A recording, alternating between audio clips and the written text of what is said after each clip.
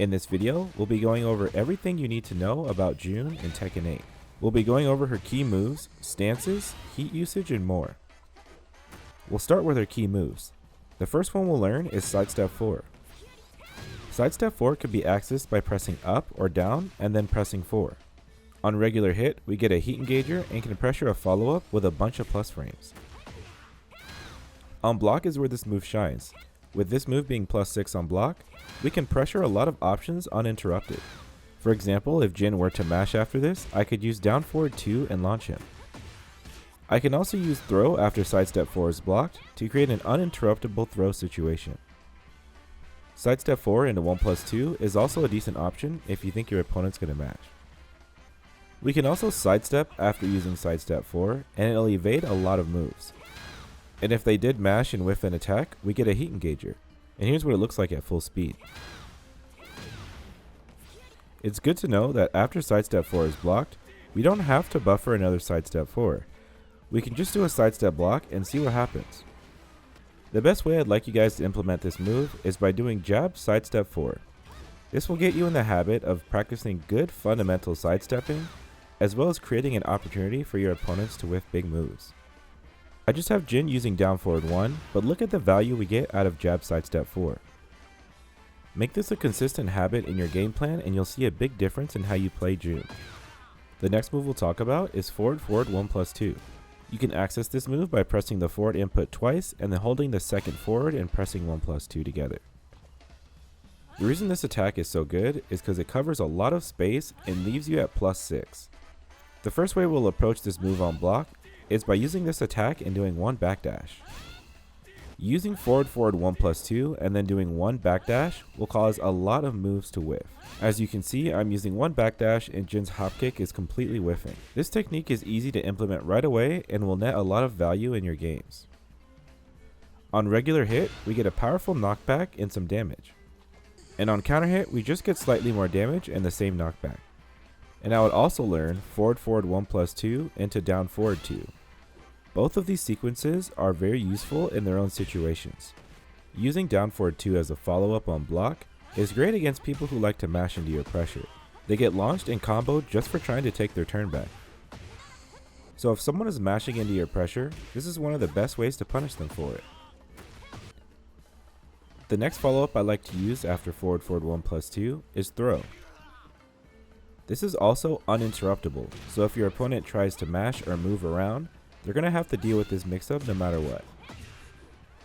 Since the throws are uninterruptible after this move is blocked, I would highly recommend practicing this sequence first. One other tip I could give about this move is that since it covers so much ground, don't be afraid to use it around this range here. By using this move at this range, you're also alleviating getting mashed before you start the move up. So spacing is very important to focus on. The next key move we'll talk about is down back 2. Down back 2 is a decent low poke that gives us some damage and +2 on block. We can beat anyone mashing after this by pressing while standing 4, and our evasion frames begin at the tail end of the animation. So near the end of the animation, any highs that come out from your opponent will get crushed. So with this move, we can create a very annoying situation where if they get hit by down back 2, they have to question whether or not they're able to take their turn back, because while standing 4 will always win. On counter hit, down back 2 gives you this jumping animation, which gives you a lot more plus frames to work with. At +14, we can use these frames to dash in and use a throw. Even if they attempt to mash, they're going to get counter hit thrown and they have to deal with this mix-up. Another way I like to use this move is by using these counter hit frames to set up another down back 2. As you can see, Jin is trying to jab us, but it just goes right over our head. If you feel that your opponent's going to mash on counter hit, you can press while standing 3 just to see if they're going to mash. If they do, they get launched and comboed. If you're unsure of making a read, you can always just do 1 backdash and see what your opponent does. Now let's talk about the next key move, down back 3. Down back 3 is a very annoying poke because of its range. If you watch June's legs, she hops into this kick, which allows her some more range to get this move to work, which means your opponent is constantly at risk at getting poked by this move. On hit, you have 2 frames to work with. This means you get to follow it up with a jab uninterrupted or a sidestep block. A very common mistake I see when people start using down back 3 is that they're standing way too close when the move is starting up. This will cause you to be jabbed out of down back 3 a lot because you're in the jab range. We want to start this move outside of the jab range to alleviate this issue. This is one of the things where you need to go into training mode and practice spacing the move out yourself. What's important to note is that if you're trying to use a move that's too slow, you will clash or you'll lose the interaction altogether. So try to use jab or 1-2 after this move hits. Another way to effectively use down back 3 is down back 3 sidestep block. On counter hit, this move gives us a small knockdown which gives us some extra plus frames. I would highly recommend using a down forward 2 to catch mashers or doing a dash throw. Anyone mashing on this counter hit down back 3 will lose to down forward 2 no matter what. Down back 3 into 1+2 is also a decent option since it's uninterruptible on counter hit. Another key move of June's is up forward 3. The value in up forward 3 is that it's a safe counter hit launcher. If this move gets blocked, we're safe, and if this move hits, we get to throw uninterrupted. While this move is really good at setting up sidestep left, we can do things like up forward 3, sidestep left, down forward 2. When we succeed at using up forward 3 on counter hit, we can get a full combo by picking it up with down back 4. Then we can use 1+4 afterwards to get the rest of the combo working. When properly picking up this move on counter hit, this is what it looks like. The key takeaway with using up forward 3 is to make sure we're getting a really good timing when our opponent's approaching. This is how we get our counter hit launches. When it comes to applying this move in your matches, make sure anytime up forward 3 lands on regular hit, you're doing a sidestep left block. If your opponent attempts to respond with something, a lot of the times it's going to whiff and you'll get an easy whiff punishment opportunity. There are some scenarios where up forward 3 is blocked and you can do sidestep left. However, I would recommend not sidestepping after this move is blocked just because jab will clip us. The next key move will be wall standing 1+2. It covers a lot of space and we get +5 on hit. So when we're playing the neutral game, wall standing 1+2 being revealed at this range makes it very scary for our opponent to mash into us. The best reason to use wall standing 1+2 is that it's also a counter hit fishing tool. This means that if our opponent mashes at the wrong time, you're at risk of getting counter hit launched and comboed. And with how long the stun actually lasts, we have a lot of time to set up our combo. Wall standing 1+2 on block causes our opponent to stumble backwards a few steps. This means that if we do one backdash, the next move is very likely to whiff. It's a very similar concept with forward 1+2. So even if this move is blocked, it's still a really good thing because they're opening themselves up to whiffing. Depending on what's whiffing, we can use moves like forward 2 or down 1+2. The next move I want to talk about is forward 4. There are times when your opponent will sidestep your moves, but we have a solution to that. Forward 4 is June's homing move. When timed properly, it will punish any sidestep attempt. While it looks like she's just covering the front part of her body, she's actually tracking 360 degrees around her while she's kicking. What makes forward 4 so oppressive is that if this move lands, we get 1+2 guaranteed, which is a heat engager. And here I'll just demonstrate this one more time. Forward 4 lands, and I'm mashing 1+2 to get the guaranteed follow-up. And then after the heat engage, we can choose any follow-up we like. Another reason this move is so oppressive is that if it gets blocked, we're still +3. This means a throw becomes uninterruptible in this situation. This means any move that's 12 frames or under will also become uninterruptible. And just to demonstrate that, I can use 2-1 after the move is blocked and Jin still can't jab. While 1-2 and 1 jab are decent options, it really depends on how your opponent is responding to forward 4. For example, I can press forward 4 and then 4 to get a knockdown, just in case I think my opponent wants to mash into me. This is a great way to test your opponent's patience and completely punish them if they're trying to mash too much into your pressure. The key takeaways for forward 4 is that forward 4 jab is a great way to keep your opponents honest, and forward 4 throw is a great way to open up your opponents. And if this move lands on hit, make sure you're getting your 1+2 follow-up. The next key move is going to be up 3+4, the alternate input being up back 3+4. This attack has benefits that are very commonly overlooked. When looking at this move on regular hit, we get some decent damage and a really good knockdown. We can do something like up 3+4 on hit, dash forward, and throw. This is an uninterruptible sequence, which means whichever your next follow-up is going to be, your opponent just has to guess. What I find is highly overlooked when using this move is that we can press up 3+4 and then hold down back to keep Jun in crouching position. While it doesn't seem like much on paper, this opens up a lot of very advantageous opportunities for us. We can access things like while standing 1+2 and full crouch down forward 2. We can stay in the crouching position and then use while standing 1+2 to trigger a counter hit launch on any wake up attack. There are multiple ways to pick up this counter hit, but back forward 2 is a pretty consistent way to do it. We can also stay in crouch on block and cause any highs to whiff. This means we can set up throws or any high crushing low to set up our opponent.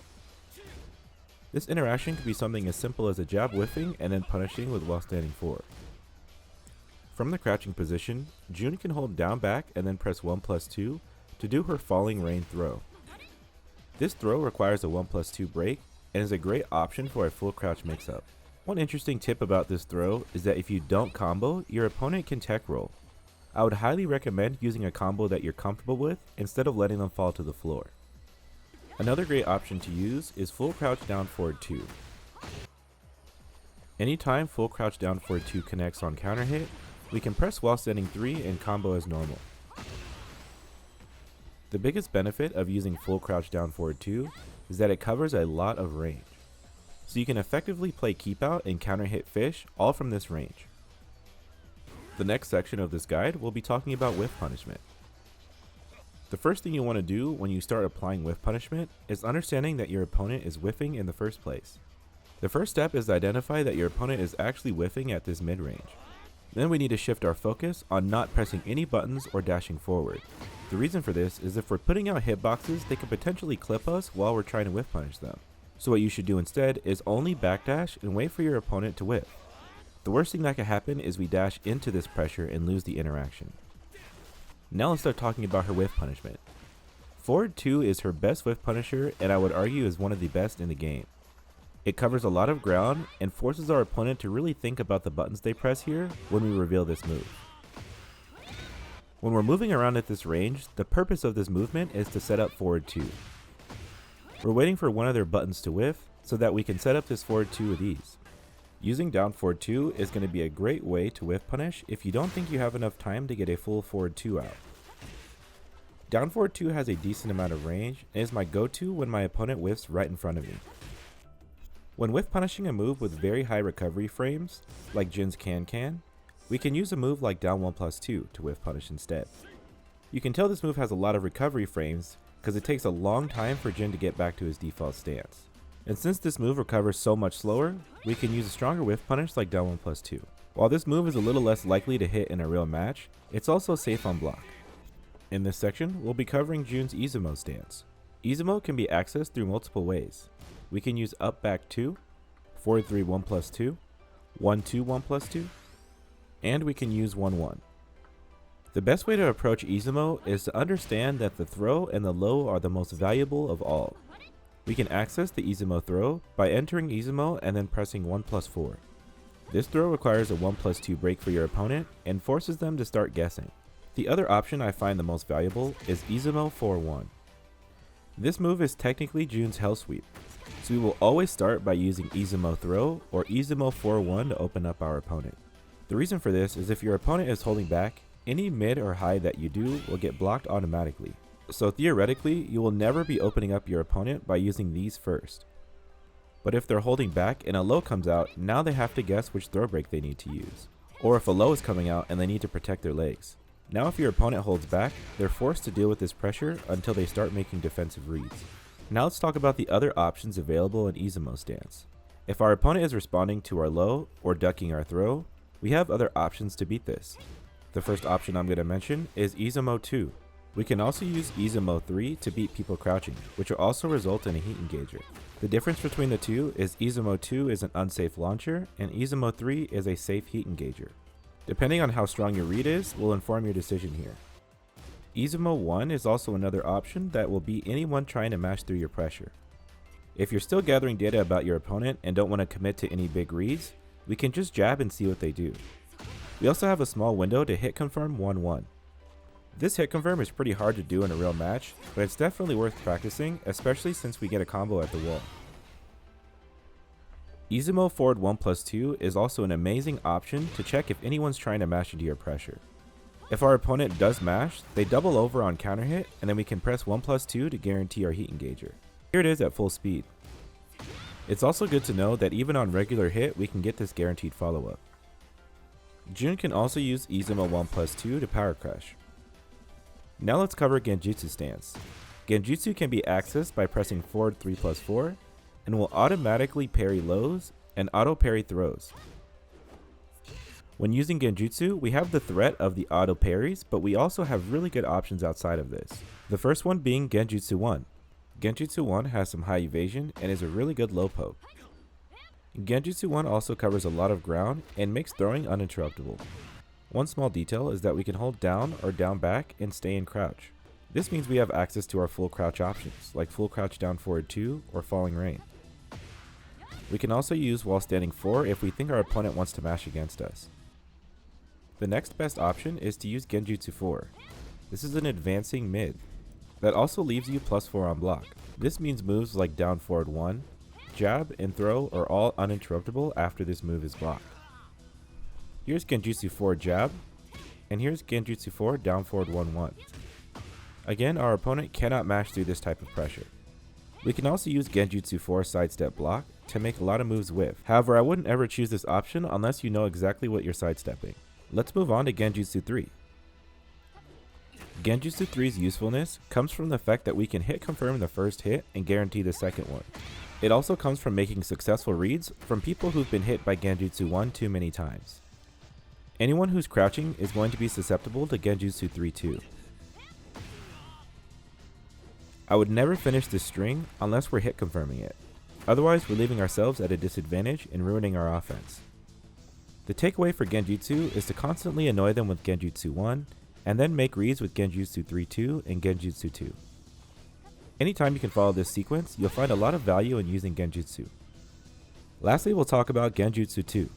Currently I have Jin responding with 1-2-4 every time he blocks a move. If we're expecting a mashy response, we can use Genjitsu to power crush through this pressure and do lots of damage. In this particular example, I used back 2-1, then I held forward and then used Genjitsu 2. So if you're having any issues with Genjitsu being interrupted, we can use Genjitsu 2 to get our pressure back. Say for example, I choose forward 2 and I hold forward into Genjitsu. I'm constantly getting attacked by Jin when he responds, so in my response, I'll use Genjitsu 2 to beat this type of pressure. Now he has to respect my stance transition and deal with my mix-ups. The last section of this tutorial is how to properly use parries. You can access your general parry by pressing back 2+4. This will create a short window where we can grab arms and legs. This parry different than Asuka's is we can't hold it as long and we have to be very precise on when we press our parry button. As you can see, if you press it too early, the parry will not go into effect. You want to press it just as the kick is about to follow through. What Jun cannot parry are any airborne attacks, shoulders, knees, and elbows. Lows also will not be parried. The direct counter to parry in this game is to throw. Always be aware if your opponent makes a read that you're about to parry, if you get thrown, you have to take the throw. I would highly recommend following up a successful parry with some sort of follow-up. If they wake up standing, a lower throw would be great, and if they wake up crouching, we're going to use a mid. A sequence like this would be great to start off with. We can also parry wake-up kicks, so if our opponent wakes up with a wake-up mid, we can use this parry until they stop using it. We can also make hard reads with down forward 2. Jun also has a punch parry, which we can access by pressing forward 2+3. This we would call a sabaki because there's a parry window and attack follow-up. This sabaki is a lot riskier because it can only catch high and mid punches. The trade-off is we get a full combo on a successful read. If our read is incorrect, then the move that our opponent uses will counter hit us, so be careful using this. The animation we get on a successful punch parry allows us to combo pretty easily from this position. If you're expecting a throw to come out, we can use Genjitsu to auto parry this throw. It will also heal a small chunk of your health on a successful read. And the same goes for a successful Genjitsu low parry. The general idea of parries is that we're paying attention to our opponent's patterns and making hard reads by using parry. You never want to use any of Jun's parries without a lot of data behind it. If you're using parry hoping that they run into it, you'll find yourself taking a lot of unnecessary damage. This last section will be over the Miare stance. You can access this stance by pressing back 1+2. If you need to get out of the stance, you can press up, down, or down back. The directional inputs will cause Jun to sidestep, and down back will just simply cancel the stance. We can also get into Izumo by pressing 1+2, and get into Genjitsu by holding forward, which we can also cancel by holding down back. The value of Genjitsu partly comes from the fact that Jun is healing, which can make your opponents very antsy because they don't want you to get your health back. Pressing 2 while in this stance will cause Jun to do a blast, which extends very far in front of her. Most of the times, this move is just going to be used when we need to whiff punish something. Since this move extends so far out, we can use it to whiff punish very easily. Make sure you are never using this move unless you see something whiff. If this gets blocked, you'll be -20 and susceptible to a lot of damage. The second move I want to talk about is Miare 1. It's very similar to down 1+2, where our startup is somewhat slow, but it's also safe on block. This one is a little less practical, but we can still use it if our opponent whiffs a really big button. We can also enter by pressing back 2-1 back, forward 2 back, while standing 1-1 back, and forward 1+2, which will give you Miare 2 guaranteed on hit. Now we can talk about Jun's heat engagers. Her first heat engager is 1+2, forward 2 1+2, sidestep 4, Izumo 3, and Miare 2. 1+2 will give you a heat dash, and you can follow it up by holding forward and then pressing forward 1+2. This is the best follow-up that I found so far. Forward 2 1+2, if you hold forward using this move, you'll get a full combo. You can follow it up by pressing back 4-2, forward 3 sidestep 2. If you hold forward after pressing sidestep 4, you also get a full combo. Izumo 3 gives you a full combo. You can also pick it up by pressing back 4-2, forward 3 sidestep 2. Miare 2 gives you the same knockdown as the other ones.